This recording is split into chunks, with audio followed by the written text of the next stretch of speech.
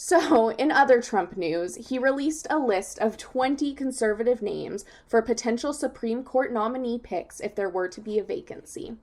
CNN labeled this as, quote, a bluntly political move designed to keep conservatives from abandoning him, just as he used his first list in 2016 to entice conservatives to join him. Picks include Ted Cruz, Tom Cotton, and more. Just after Trump's announcement, one of the picks, an Arkansas Senator Tom Cotton, tweeted, quote, it's time for Roe v. Wade to go. You know, in case you needed any more reason to vote this year. Yeah, which I can't, that's really infuriating. Like, there's nothing else I can say except that. And we just really wanted to remind you guys of the Supreme Court process for any of you who forgot or for any of you who don't know. So basically, the president nominates someone for a vacancy on the Supreme Court. And those positions are for life or until you retire. So that means the next time you're voting for the president on November 3rd, keep in mind that the president gets to pick the Supreme Court justice who can essentially have a huge impact in changing major rules and laws in this country, like getting rid of abortion, as Alex mentioned earlier, Roe versus Wade. So the process. So basically, when the president nominates a candidate, the nomination is sent to the Senate Judiciary Committee for consideration. The Senate Judiciary Committee holds a hearing on the nominee. The committee usually takes about a month to collect and receive all the necessary records from the FBI and other sources. Then it's hearing time.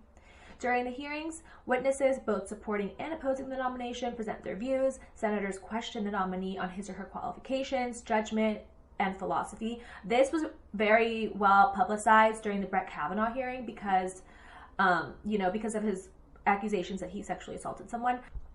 After the hearings, the Judiciary Committee will send forth their nomination or the recommendation to the Senate, and then the full Senate debates the nomination. This can take some time because, they like to debate forever. When that's done, they take a vote. If there's a tie, the vice president casts the deciding vote. There are 9 justices on the Supreme Court.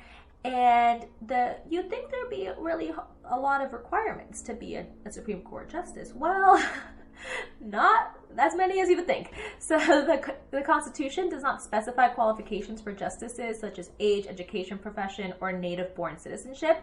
A justice does not need to be a lawyer or a law school graduate. They just need to have been trained in the law.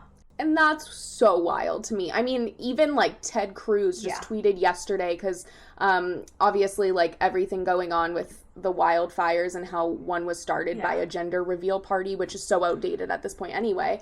And Ted Cruz said, oh, yeah, because, most liberal men haven't grown balls yet or something. And it's these are the fucking people we're going to have on our Supreme... It's just, it's so, Yeah. And I was blown away when I, read the requirements. I was I thought you had to, be a justice on, a lower court or, something legit. I can't believe Ted Cruz could, theoretically be a Supreme Court justice. Where Ruth Bader Ginsburg gave her life fighting for equality. But that's another Totally. Oh, 1,000%. Ugh, absolutely infuriating.